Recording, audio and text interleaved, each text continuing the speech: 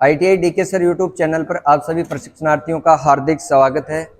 आज के प्रैक्टिकल में आपको मेगर से केबल का अचालक इंसुलेशन प्रतिरोध मापना सिखाएंगे, साथ में मोटर वाइंडिंग का भी इंसुलेशन प्रतिरोध मापना सिखाएंगे। तो इंसुलेशन प्रतिरोध मापने के लिए किस मीटर का उपयोग किया जाता है?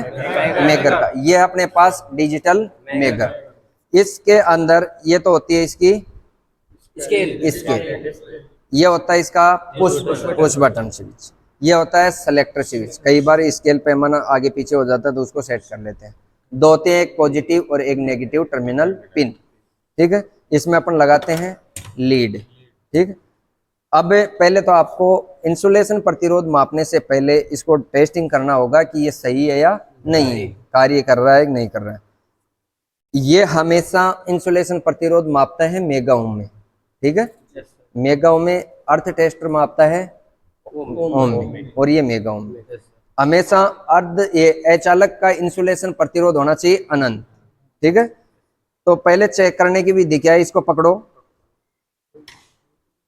दोनों पॉजिटिव और नेगेटिव जो पिन है इनको आपस में टच कर लेना है, पुश बटन स्विच को दबाना है। इसकी जो स्केल है, सुई है, ये 0 की तरफ आ जाएगी। क्यों?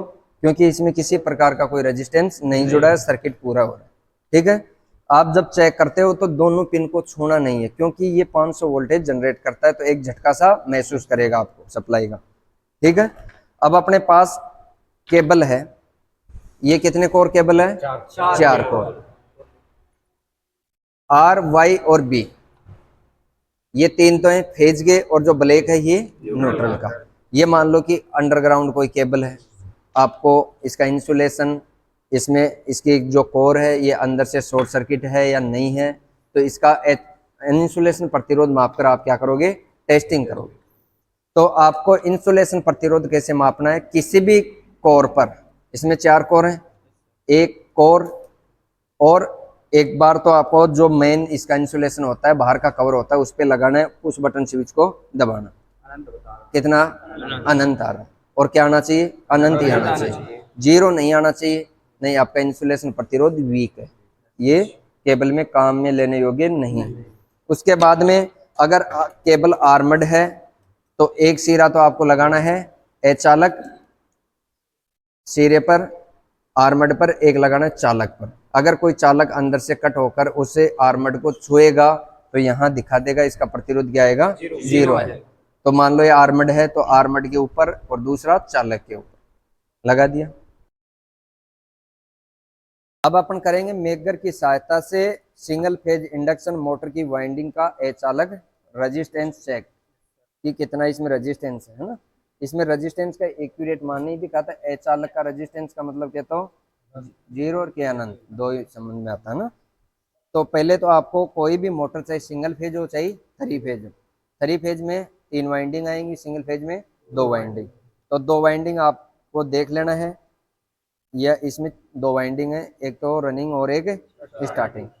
इसमें स्टार्टिंग और रनिंग का भी कोई संबंध नहीं है, इसमें केवल आपको ये देखना है कि इसमें 2 वाइंडिंग है, उनके 2-2 टर्मिनल कौन से। ठीक है, एक बार इसमें लगाओ, मंत्री इसमें लगा,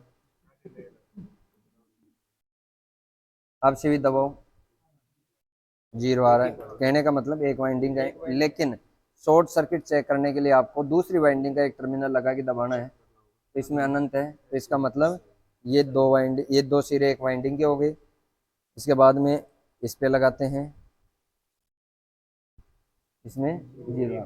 तो अपने को ये पता लग गया कि 2 वाइंडिंग, एक वाइंडिंग का 2 सिरा ये हो गया, एक वाइंडिंग के 2 सिरे ये हो। इनमें से एक एक वाइंडिंग, दोनों में से अलग अलग एक एक वायर लेना है और दोनों पर एक पॉजिटिव एक नेगेटिव लगा देना है। लगा दिया, अब चेक करो, कुछ बटन दबाओ, अनंत आ रहा है ना। तो दोनों वाइंडिंग के बीच अचालक इंसुलेशन का मान कितना है? अनंत है। ठीक है, अगर इसमें वाइंडिंग शॉर्ट होती तो इसमें आ जाता 0। ठीक, हाँ हाँ। अब इसका बॉडी अर्थ भी देख सकते हैं आप, एक कोई भी एक वाइंडिंग पे लगाओ और इसके बॉडी को दूसरा लगाओ, नहीं आ रहा, दूसरी वाइंडिंग में लगाओ, बॉडी पे लगाओ, नहीं है। ठीक है, तो ये भी सही है। बॉडी और वाइंडिंग के बीच भी अनंत प्रतिरोध है, वाइंडिंग और वाइंडिंग के बीच भी क्या है? अनंत प्रतिरोध। तो आपको समझ में आ गया होगा केबल का इंसुलेशन प्रतिरोध मापना और वाइंडिंग का इंसुलेशन प्रतिरोध मापना। दोनों प्रैक्टिकलों में से एक प्रैक्टिकल कंफर्म पूछते हैं। अगर इंसुलेशन का कोई प्रैक्टिकल पूछ लिया तो इससे बाहर कोई प्रैक्टिकल नहीं पूछते इंसुलेशन। मेगर की जांच आपको बता दिया गया है। ये इंसुलेशन प्रतिरोध मापने से पहले पॉजिटिव और नेगेटिव दोनों टर्मिनलों को आपस में टच करना है, पुश बटन दबाना है। अगर जीरो की तरफ आ जाए सुई तो आपका मीटर सही है। ठीक है, छोड़ते ही ये वापस क्या होगा, अनंत की तरफ चला जाए। ठीक है, हाँ सेंट्रीफ्यूगल स्विच मतलब ना वाइंडिंग की बात कर रहे हैं, तो ये कैपेसिटर भी है, भी को भी अनंत आओगे। ठीक है, ठीक है। अब ये मेगर ले लो और एक दो नंबर से आराम से ला के